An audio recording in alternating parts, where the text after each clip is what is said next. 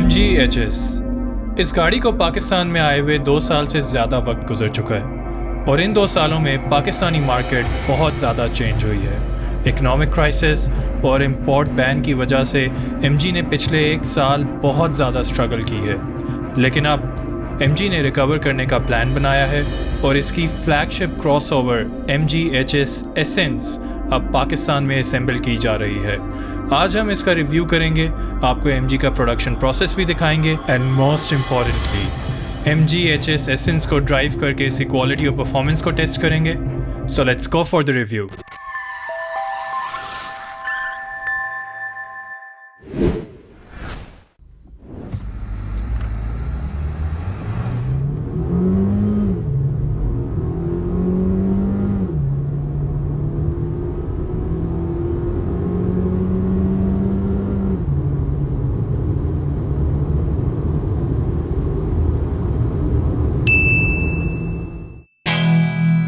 ये एक ऐसी गाड़ी है कि शेप वाइज मुझे पसंद थी, लेकिन मेरे कुछ कंसर्न्स थे इस गाड़ी को लेके। अगर आपको याद हो और आपने देखी हो, और अगर नहीं देखी तो ऊपर लिंक पे क्लिक करके देखें।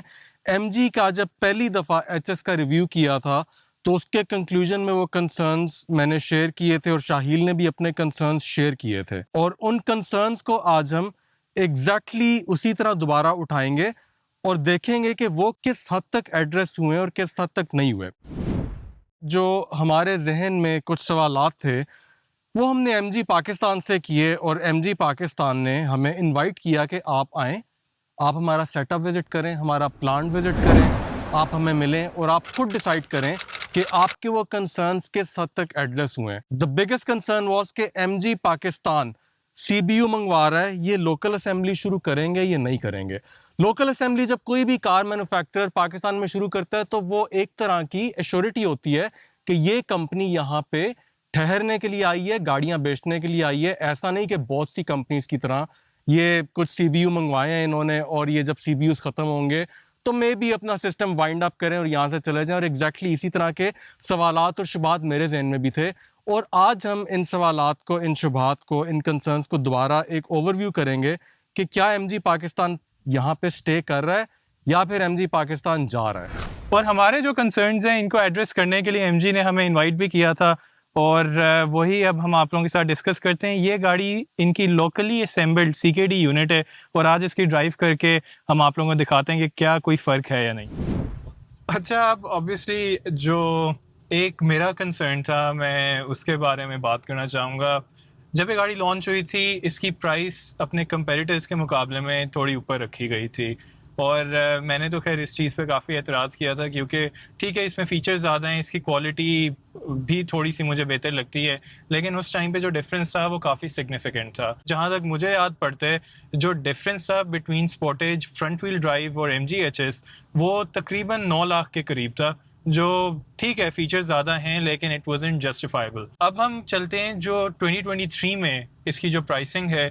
दोबारा मैं एक बार एम्फेसिस देना चाहूँगा कि अब ये गाड़ी लोकली प्रोड्यूस्ड है, ये इंपोर्टेड यूनिट नहीं है, लोकली असेंबल हो रही है, और अभी आपको कंप्लीट हम फैक्ट्री का टूर भी दिलवाएंगे। आज इसकी प्राइस है 8.7 मिलियन रुपीज़ और ये रेडीली अवेलेबल है। इसकी थोड़ी सी ब्रांडिंग अब चेंज की है, जो वेरिएंट आपको मिलेगा इट्स कॉल्ड MG-HS एसेंस, और उसमें फीचर्स एग्जैक्टली सेम है, कोई डिफरेंस नहीं है। अलबत्ता जो एक इन्होंने चीज़ बेहतर की है पाकिस्तानी मार्केट को देखते हुए वो ये कि जो लोकली असेंबल्ड वेरिएंट है उसमें ऑटो कोलिजन असिस्ट का जो फीचर था MG पायलट में से, उसे इन्होंने डीएक्टिवेट कर दिया है। उसकी रीज़न सबसे बड़ी ये है कि यहाँ पे सिंस आप बम्पर टू बम्पर ट्रैफिक में अक्सर गाड़ी चलाते हैं तो ये बहुत बेहतर रिस्पॉन्ड करती है अगर तो वो फीचर ऑफ हो, अदरवाइज़ चांसेस आर के बिला वजह वो एंगेज होगा, और अगर आप आगे से नहीं मारेंगे तो पीछे से तो आपकी गाड़ी डेफिनेटली लगेगी। और थोड़ा सा मैं एक और भी जिक्र करना चाहूँगा, जो इसमें चीज़ बेहतर हुई है लोकल वेरिएंट में as compare to the imported one, वो ये कि इसका पेंट बहुत मुझे बेहतर लगा है।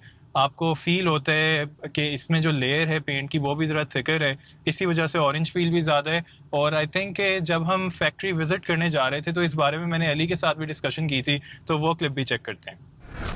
ऑल्दो मैंने वैसे नेकेड आई से ही देखा है, लेकिन मैं जब देखता था ना इसके जो CBUs आते थे उनमें स्पेशली जब मैं वाइट कलर देखता था तो मुझे लगता था कि पेंट ना थोड़ा सा थिन है, जैसे कोटिंग्स कम है इस पे, या नीचे से जैसे हल्का सा एक इम्प्रेशन मिलता था कि मे बी शायद प्राइमर का जो ग्रे इम्पैक्ट है वो पेंट के अंदर से थोड़ा सा सीप थ्रू करे। लेकिन इसके अंदर सरप्राइजिंगली, हालांकि हमेशा यूजली बाकी मैंने कार मैन्युफैक्चरर्स के केस में देखा है कि ऑपोजिट सिनेरियो होता है, यहाँ पे मैं देख रहा हूँ कि मैंने इनकी ब्लैक भी देखी है गाड़ी, वाइट भी देखी है, और इसकी जो पेंट क्वालिटी है that is much better to the naked eye at least. बाकी ऑफ कोर्स मैंने टेक्निकली उसको भी उस तरह से चेक नहीं किया, और पेंट की इवन जो बॉडी की रिफ्लेक्शंस है ना, वो इसकी सीकेडी की ज्यादा स्मूथ है एज कम्पेयर टू सीबीयू। अच्छा, ये चीज मैंने तब भी बोली थी जब मैंने पहली दफा MG HR जोन सी एक्सपीरियंस की थी और हमने इसका पहली दफा रिव्यू किया था कि presentation wise no doubts about it, make no mistake, गाड़ी बहुत अच्छी है। आप जब इंटीरियर में बैठते हैं तो तब भी मैंने बोला था कि एम्बियंट लाइटिंग का अपना एक मजा है।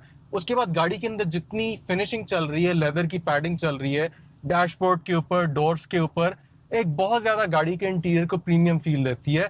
और मैंने जब सीकेडी देखा अभी इसका, तो I was actually very surprise कि गाड़ी के अंदर आपको it's very hard to tell कि ये गाड़ी सीकेडी है, ये सीबीयू है, बिकॉज बिल्कुल भी आपको किसी किस्म का कोई फर्क नहीं फील होता। मैं डेफिनेटली आपको गारंटी करता हूँ कि ये गाड़ियां आप अगर दोनों मेरे सामने खड़ी कर दें, सीबीयू एंड सीकेडी बोथ, और आप मुझे कहें कि गेस करो इनमें से सीबीयू कौन सी है, सीकेडी कौन सी है, तो काफी मुश्किल होगा दोनों में डिफरेंसेस स्पॉट करना।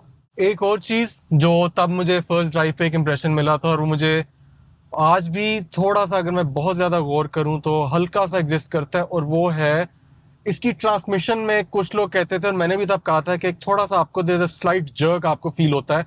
अच्छा, वो जो जर्क है उसको लेके मुझे तब दिमाग में जो चीज आई थी वो ये थी कि कहीं ट्रांसमिशन इसका जवाब ना दे जाए कल को, कहीं फेल ना हो जाए। लेकिन ऐसी बात नहीं है। अब MG को आए हुए, इवन सीबीयू को भी आए हुए, गाड़ी तो सेम है बेसिकली, ट्रांसमिशन भी सेम है, काफी देर होगी, और बहुत सी गाड़ियां मैंने देखा है कि 70,000 90,000 किलोमीटर भी चल चुकी हैं, और किसी किस्म का अभी तक ट्रांसमिशन का कोई नॉन जो एक मेजर डिफेक्ट होता है, कॉमन डिफेक्ट होता है, वो एग्जिस्ट नहीं करता। जो आसिफ अहमद साहब हैं MG से, who is one of the key person at MG Pakistan, उन्होंने भी कहा कि ये इसका एक कैरेक्टरिस्टिक है इसके ट्रांसमिशन का, एंड यस, ये जब गाड़ी शिफ्ट करती है it's not going to be as smooth as a CVT, because CVT के अंदर गियर शिफ्ट्स नहीं होते, एक सीमलेस प्रोसीजर होता है गाड़ी का जो इंजन RPM को कंट्रोल करता है, वेयर एज DCT जो है लाइक अ नॉर्मल ऑटोमेटिक और मैनुअल गियर, इसके अंदर फिजिकल गियर्स होते हैं, और जब भी फिजिकल गियर्स होंगे तो आपको गियर शिफ्टिंग की एक फील जोन सी है, एक गियर शिफ्टिंग का जो आपको इम्पैक्ट है वो महसूस होगा। एक और कॉन्सेप्ट जो कि गाड़ी को लेके मेरे भी दिमाग में पहले आया था, वो था बिकॉज चाइनीज पार्टनरशिप है जिसने कि MG बैच को उस वक्त ओन किया हुआ है। तो हमारे दिमाग में चाइनीज ब्रांड्स को लेके, चाइनीज चीजों को लेके कॉन्सेप्ट जरूर आता है कि यार ये चीजें हल्की होंगी, एंड वही साइकोलॉजिकल कॉन्सेप्ट बिल्कुल मेरे दिमाग में था भी, और अभी भी है भी बहुत सी चाइनीज चीजों के, चाइनीज ब्रांड्स को लेके। लेकिन वो जरूरी नहीं है कि एक बुरी चीज हो, और वो उसका जो टेस्ट है वो टाइम ने प्रूव किया। अगेन, जैसे मैंने बात की कि बहुत सी गाड़ियां हैं जो 70,000 80,000 90,000 चल चुकी हैं, और उनके अंदर वो जो मैं एक बात करता हूँ ना कि यार चीजों के अंदर एक हॉलोनेस होती है, या मेकअप अच्छा है, और डाउन एट द कोर चीजें मे बी इतनी अच्छी और ड्यूरेबल ना हो, वो भी वैसे इस गाड़ी ने प्रूव किया है कि डाउन द कोर ऑल्सो ये गाड़ी जोन सी है, it's perfectly fine just like every other car. Since quality की बात चल रही है तो क्यों ना व्यूअर्स को MG की प्रोडक्शन फैसिलिटी का एक वर्चुअल टूर भी करवाया जाए। आई थिंक यही वो पार्ट है जिसके लिए बहुत से लोग अभी भी इंतजार कर रहे थे। सो आई डोंट थिंक इसमें कोई वेट करने की जरूरत है, और मेरे ख्याल से ये बहुत से क्वालिटी रिलेटेड कंसर्न्स को एड्रेस कर देगा। The first phase is the body assembly. इस असेंबली लाइन में MG के बॉडी शेल को असेंबल किया जाता है। इस प्रोसेस के दरमियान इनका ऑडिट भी होता है जो कि रैंडम यूनिट्स को टेस्ट करने के लिए बनाया गया है। यहाँ भी गाड़ी के तमाम पार्ट्स को बॉडी के साथ अटैच किया जाता है जो कि सेपरेटली पहले तैयार किए गए थे। Step number 2 is the paint prep procedure. गाड़ी की सरफेस की इम्परफेक्शंस को रिमूव करके और सैंडिंग करके इसको मल्टीपल स्टेजेस में डिप किया जाता है। इसी स्टेज पे आपको anti rust coating, under coating भी की जाती है जो कि एक ऑटोमेटेड प्रोसेस है।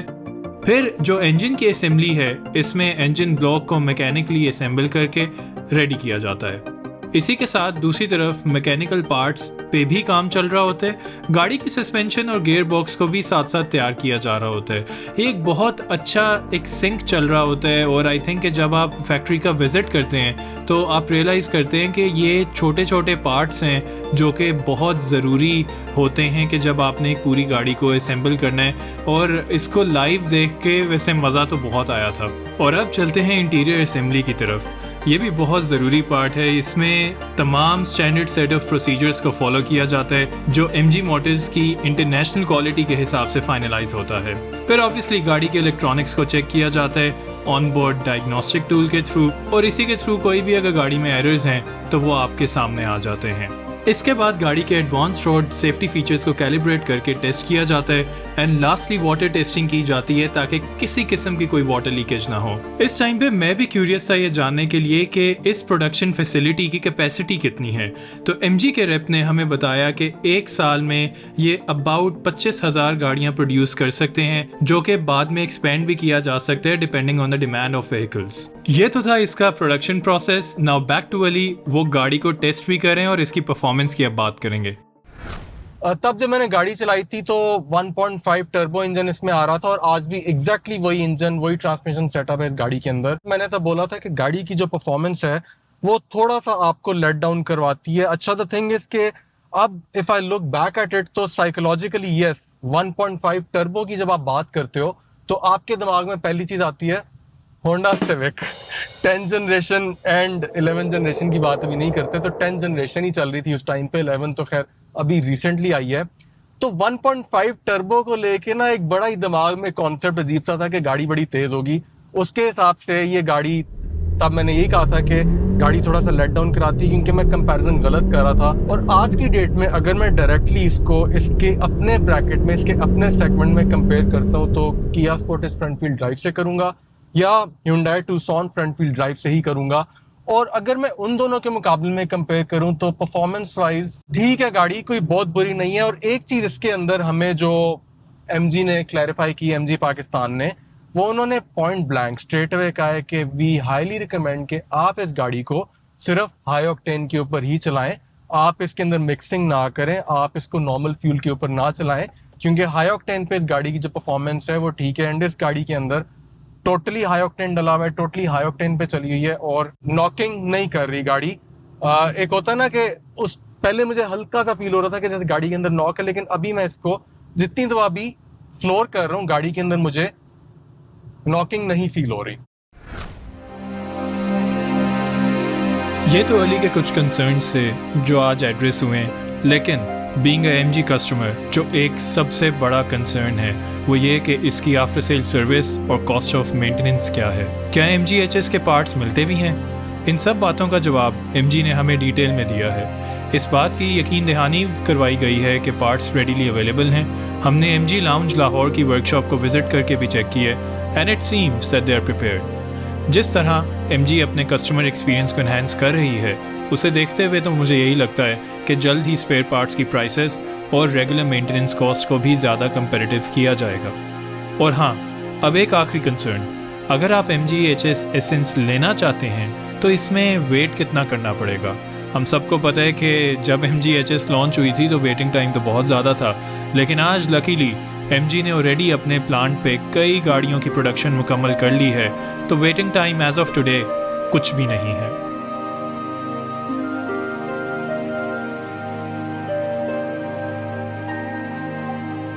मैं उम्मीद करता हूं कि आपके पास तमाम इन्फॉर्मेशन आ चुकी होगी रिगार्डिंग MG HS। अपनी राय हमसे ज़रूर शेयर करें इन द कमेंट सेक्शन, और जाने से पहले हमारे YouTube चैनल को सब्सक्राइब ज़रूर कर लें। Will see you in the next video. Till then, अल्लाह हाफिज़।